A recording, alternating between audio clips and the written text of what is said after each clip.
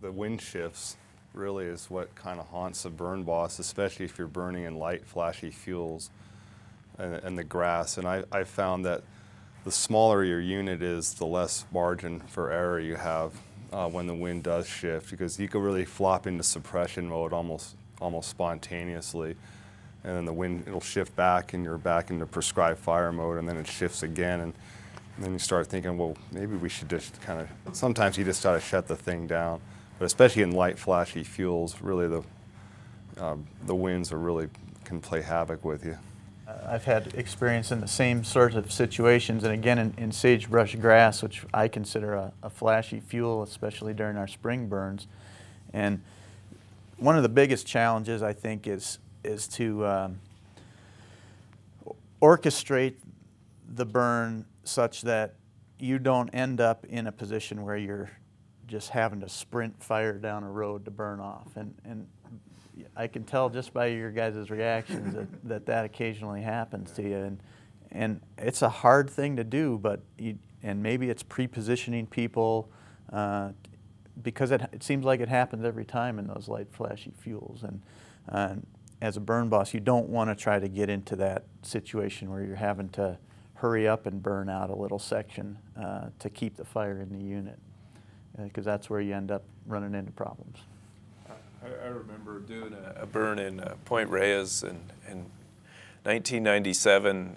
It was right along Highway 1, pretty busy highway corridor in California. And we started at one end of the unit based on the forecast and based on our observed weather, and we started burning, and we didn't get but 20, 30 feet, and the wind shifted from the other direction. We had to sprint down the highway and start burning from the other end to catch that thing before it went outside the unit. And like has been said, the wind shifts and those lighter, flashier fuels, the grass and the brush, they can really make you have to reconsider what you had planned for the day.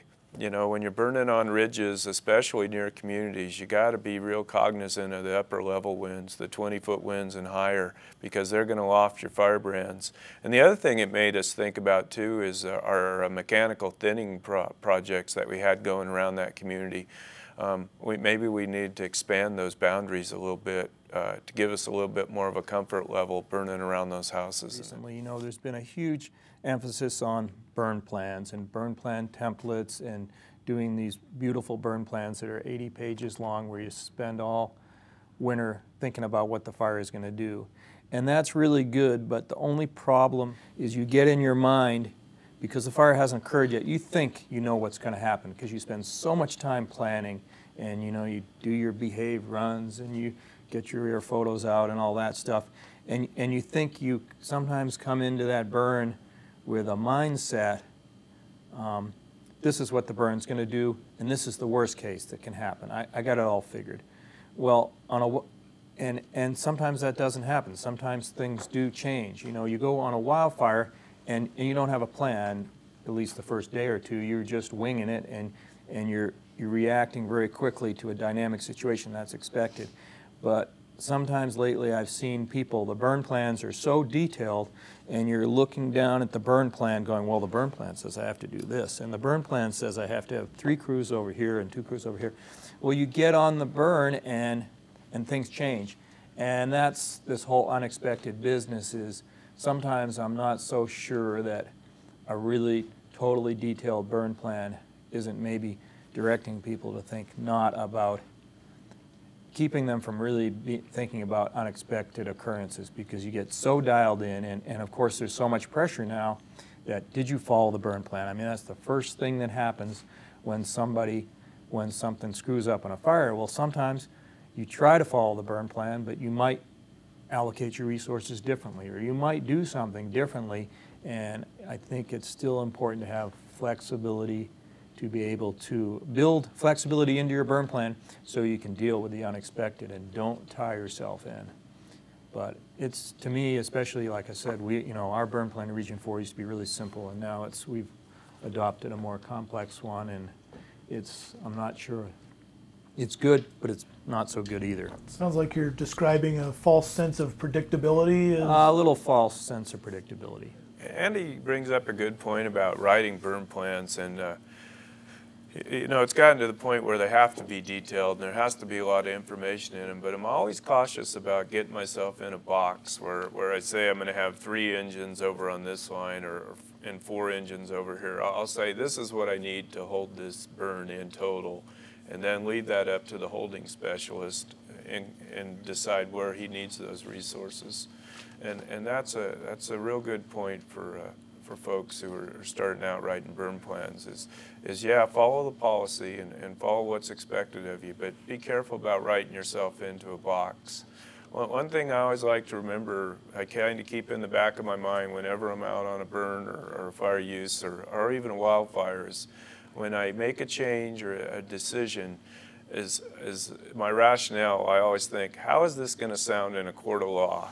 And is it going to pass the red face test if something goes wrong here? And if I'm able to answer that to my satisfaction, then I usually feel pretty good about the decision.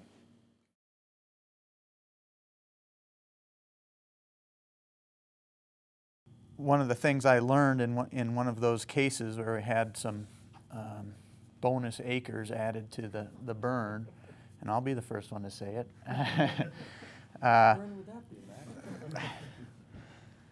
I think one of the things I learned as a burn boss is that on multiple operational period burns, I mean, the ones that you go out and light and you're done are fairly straightforward, and you have some monitoring that takes place afterwards. On the multiple day events, like what you guys deal with in the timber, I'd suggest that when you write the prescription for that event, you're really concentrating on the worst case scenario and the fire burning during the hottest part of the day. So at least the ones that I've written for multi-day burns, we were always out of prescription, usually on the cool end, overnight. And that may be as much of an issue as being out of prescription on the hot end. Talking about getting to the bonus acres part, which you're all waiting for, I know. One of the things I learned was to make sure that you have identified specific areas for that night crew to concentrate on. If you, as the burn boss or the ignition person or the holding specialist, you're transitioning with that night crew or engine or whatever resources you have out there, pass that information on. As a burn boss, you want to make sure that you identify those critical holding areas that you don't want to lose. In the instance of our escape, we had issues with smoke on the road and issues with trying to keep fire out of an area that we didn't want to burn for wildlife reasons. And the smoke on the road took precedence over that, and the area that we wanted to leave unburned for wildlife burned. And I don't think as a burn boss I probably made the wildlife fire exclusion area high enough as a priority during my evening briefing for those folks. So that was one thing I learned. Highlight those critical areas and identify specific tasks that you want those night shifts to take care of. This is a scenario or situation where actually we're in prescription, but we were right on, kind of on the edge on the hot end, and there was definitely a transition going on from an onshore to an offshore pattern, which in that part of the world over on the coast near Stinson Beach, California, indicates some sort of gravity wind or foehn wind was transitioning. But we went ahead and took our final weather before we decided to light our test burn, and we were still in prescription. I think our humidity was about getting down into the mid to low 30s. Our cutoff was 30%, and so that's kind of on the hot end of the prescription in that country. And as soon as we lit our test burn in the grass, one of those part of that easterly flow sort of surfaced and just pushed that fire, fortunately within the unit, but kind of rapidly with fire whirls coming out of it. And I was, thinking that there's homes across the street are worth more money than I'll make in my career. And I know Dan and I talked about our escape route was essentially driving down south on I-5 to Mexico. We would have lost that. We would have lost that burn. There was really miles to just bag it and just drive away. Because, but what we did, fortunately, the wind shifted back and the fire laid down, and we just put it out immediately. at about 3 or 4 acres within the unit. And it's one of those things that, yeah, okay, we were on paper in prescription. But in both our gut feelings before that were telling us, I don't know, we should really light this thing.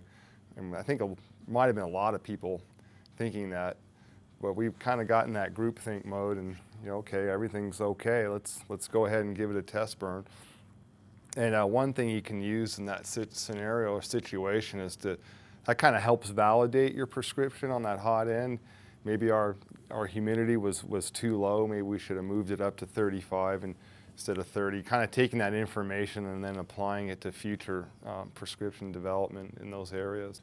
To follow along with what Ben said, right before we lit the test fire, I had called the Weather Service and asked them, are you sure you're not forecasting a red flag today?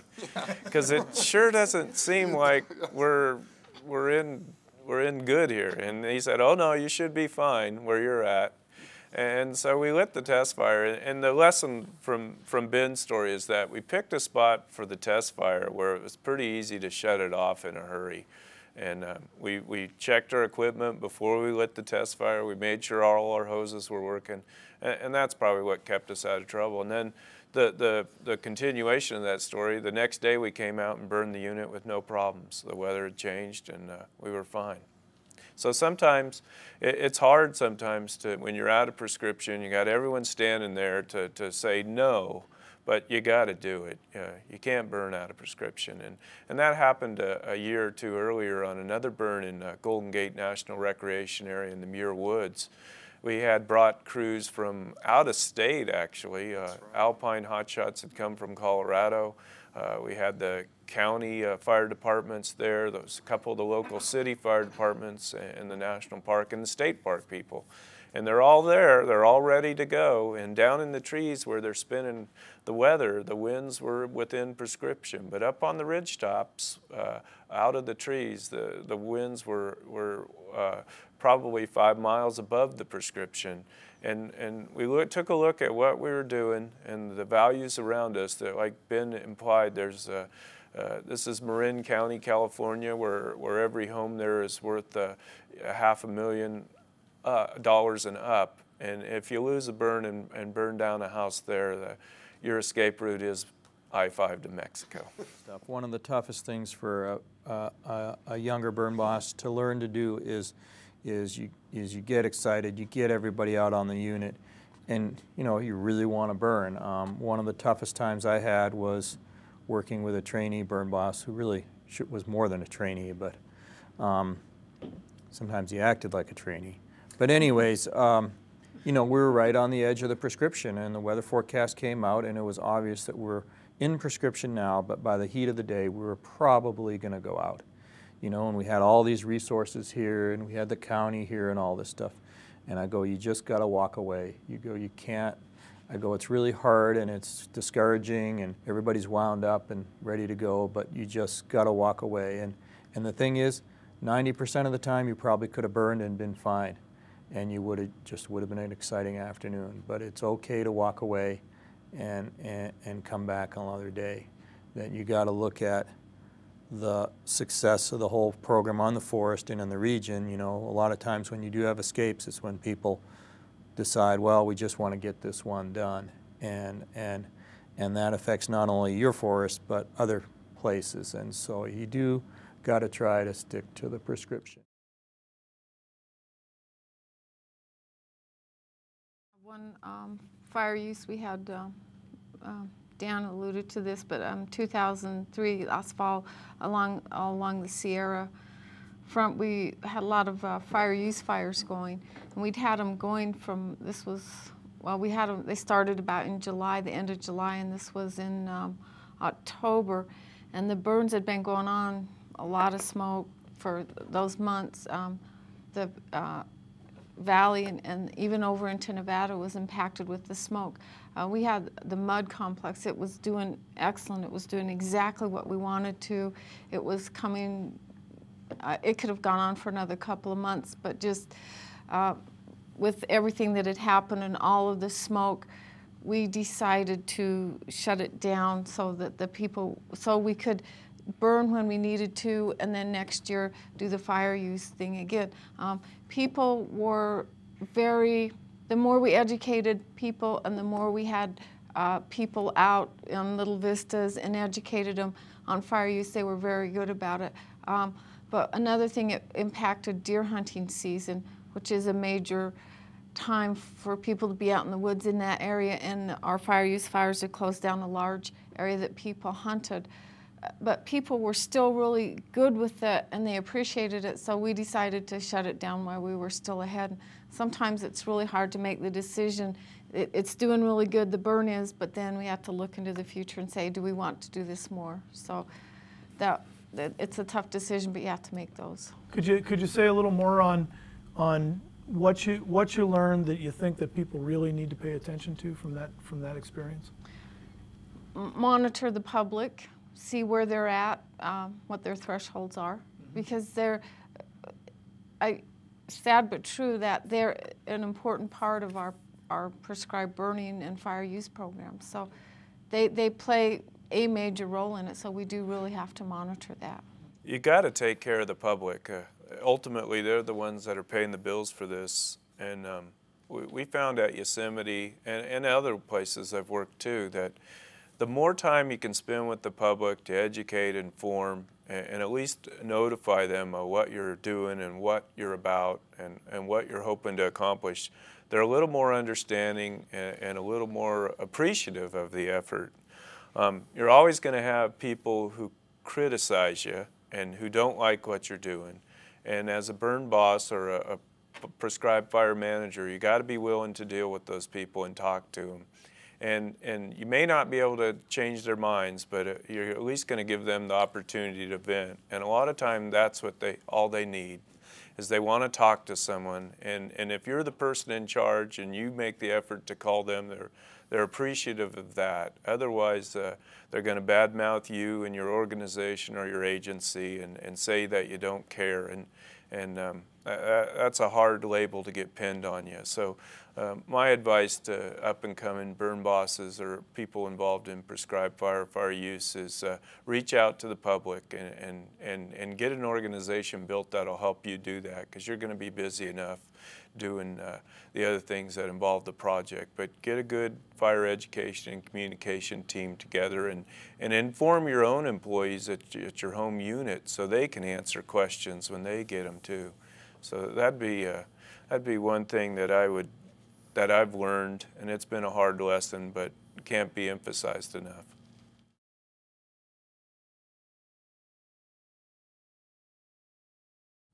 2001, we had a 9,000 acre fire use fire in the Illilouette Basin of Yosemite National Park.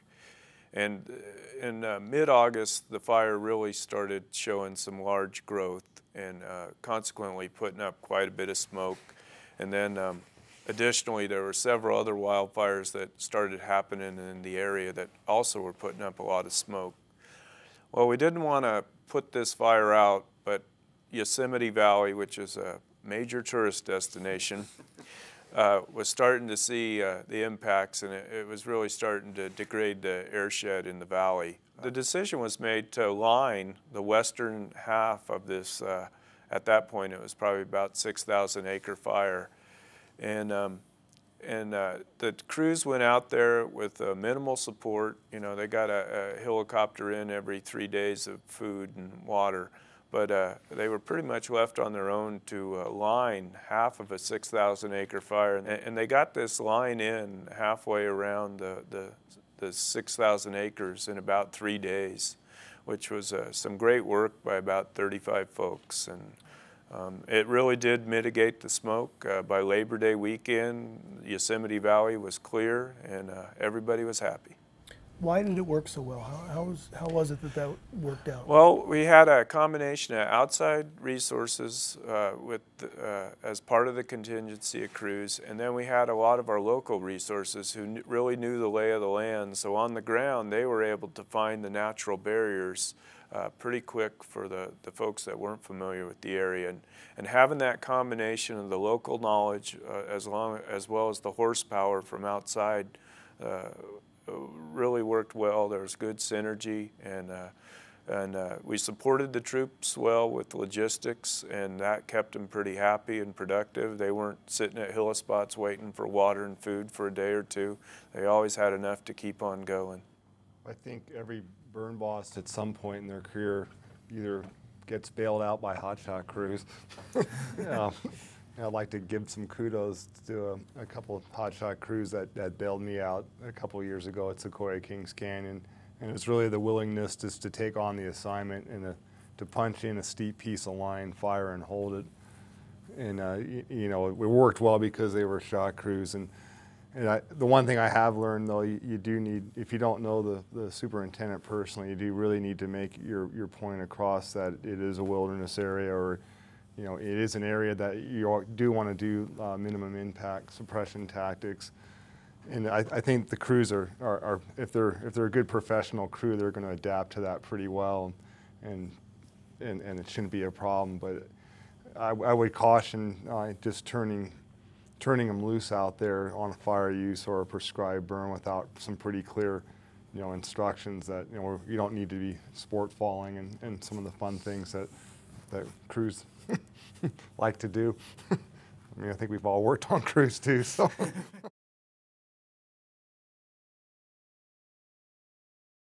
I work at the forest level as a fuel specialist, and part of my job is to kind of oversee the rest of the burning on the forest. And oftentimes the most stressful situation is with a new trainee or even a new burn boss to the forest that I haven't burned with yet. And you know, my job is to coach, but also to kind of make sure they stay sort of going in the right direction. And oftentimes, you know, I'll go down to help burn or just sort of be there, but the most stressful situation for me oftentimes is letting that burn boss make his or her decisions and trying to stay out of the way, even when I maybe am a little nervous about where that fire is going, trying to learn to just let that person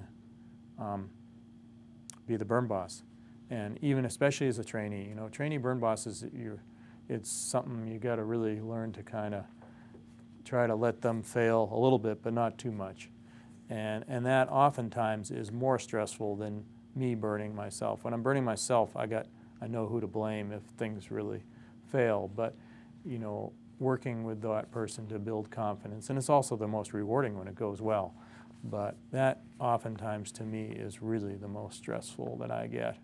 The most stressful situations I've run into were on those, what I would call the mercenary burns, or when you're burning out of your area, you're going someplace else, picking up a burn plan and then implementing it, usually within a short time frame.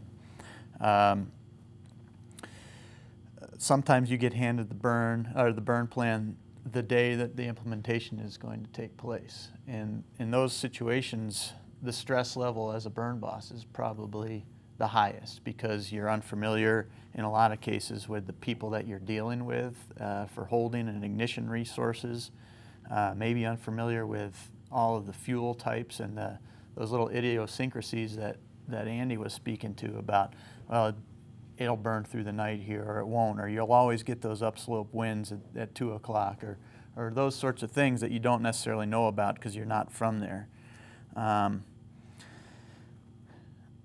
I guess, how do you handle it?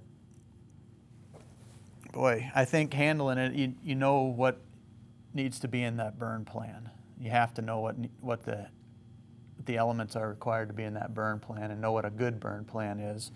And the first thing I usually do is pick up the burn plan and just go through it. I look at the risk analysis and I look at the escape fire plan, are two of the big things I look at, and of course the prescription to find out what the objectives are and what the conditions need to be, what they're saying are hot conditions versus not so hot conditions. So I look really hard at those three things, and then I make notes on that and turn that plan back to the FMO or the prescribed fire manager, whoever that person might be, and say, look at this, look at my notes, and try to find out if you need to get a line officer signature about those corrections. I mean, that increases your stress level, but I think you can handle it by addressing the issues that are stressing you out in that burn plan. And then once I do that, I put that burn plan down and I go talk to the folks on the field. I go talk to the folks in the field, the guys that prep the line, the ones that tried to burn it last week, if it tried to burn last week, whatever. The folks that have been out there and get that experience level and try to figure out what the lay of the land is, where those problem areas are that you're going to have to deal with as a burn boss. And I don't know that you can really eliminate the stress in that situation. When you say that sometimes you're handed the burn plan on the day of implementation, would that be the first time you had seen the burn plan? I don't have a lot of experience in those situations. I know what happens with the fire use modules occasionally. Hopefully not, but even if you do, I mean, as you gain experience writing burn plans and implementing them, you know which things to look at. You know where the holes are going to be in the burn plan, so you look there first. I believe that every burn or fire use is a stressful situation, especially if you're the burn boss.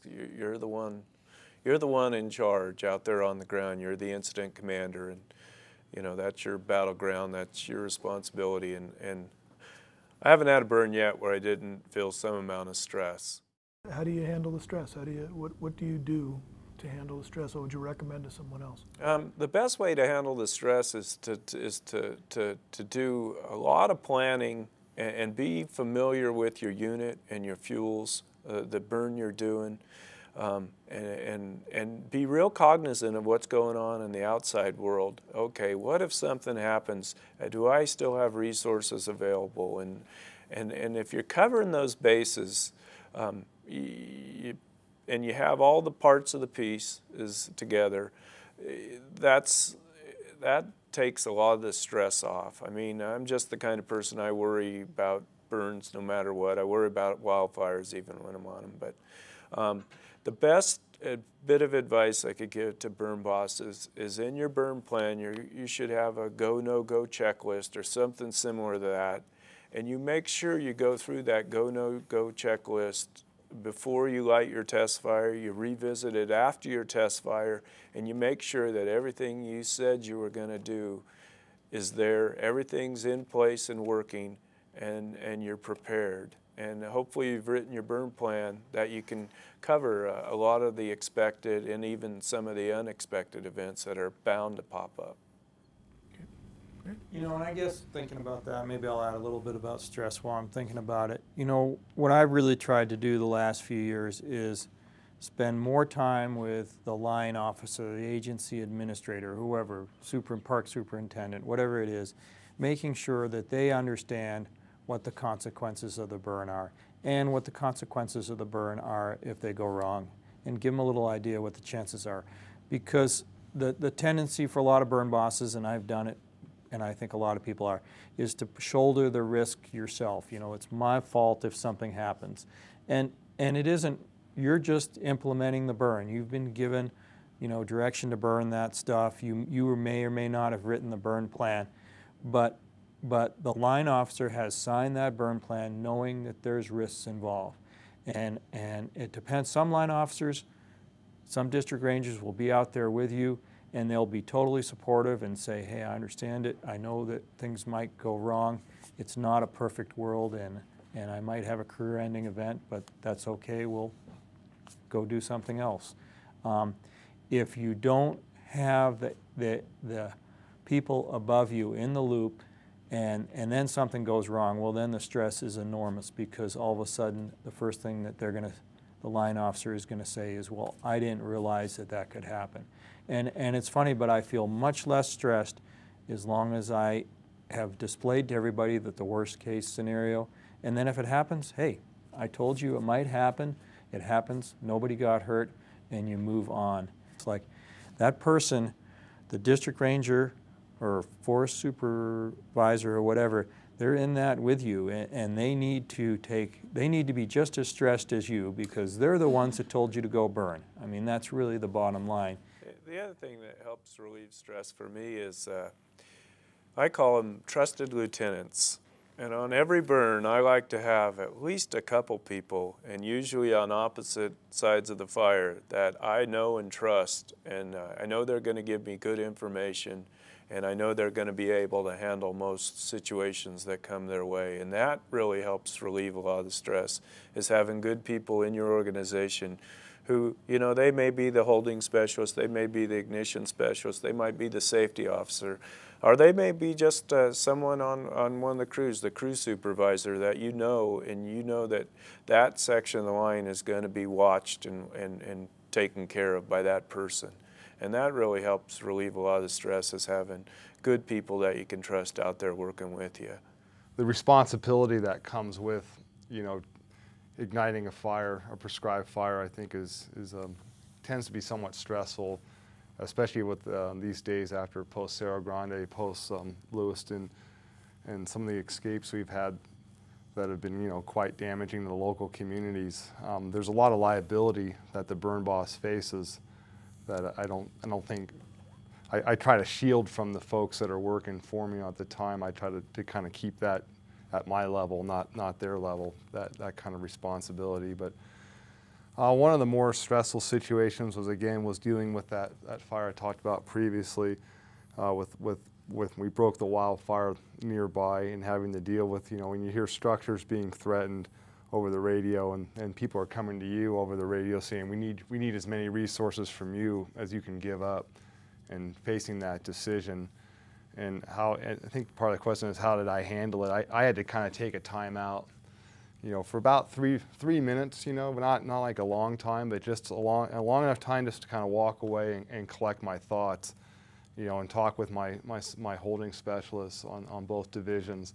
You know, okay, what can we pare down to the minimum to be able to hold on to this?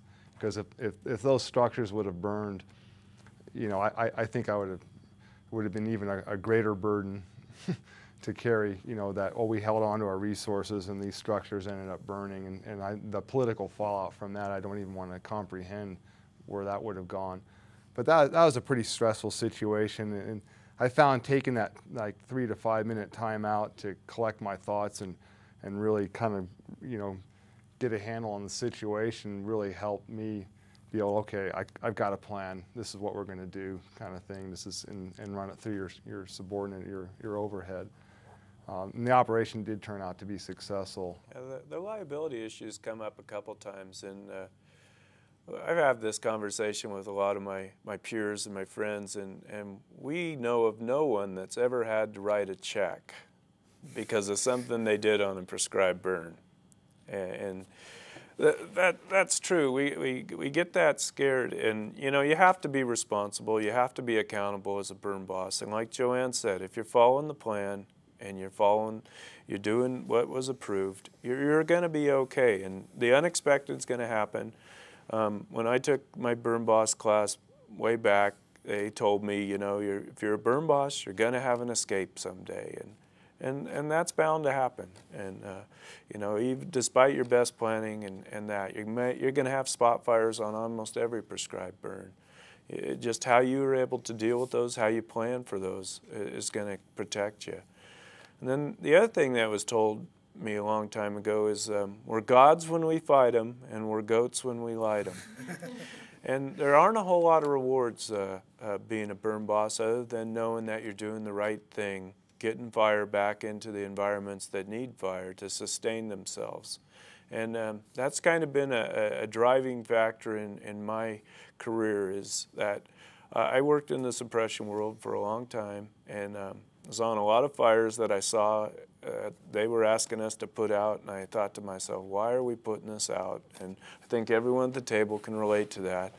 And the reward is that you're doing the right thing, and you're going to make it easier for folks to follow in your footsteps, and you're going to make it safer for the folks that follow in your footsteps once we get those regimes back into their normal fire return intervals.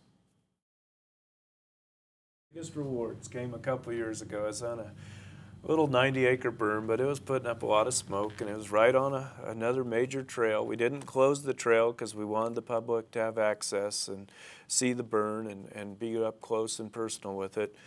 And this couple was walking up the hill through this thick smoke, and I see them coming. I thought, oh man, they're going to just chew me a new one. And they got up to me, and they looked at me through their red eyes, and they go, it's a control burn, right? And I said, yeah, it is. And they go, well, thanks for doing this. And to finally get that out of someone, instead of, you know, the public starting to come around and recognize the benefits, just like the agencies had to do several years ago. And that's a good thing, if people learning to live with fire in their environments.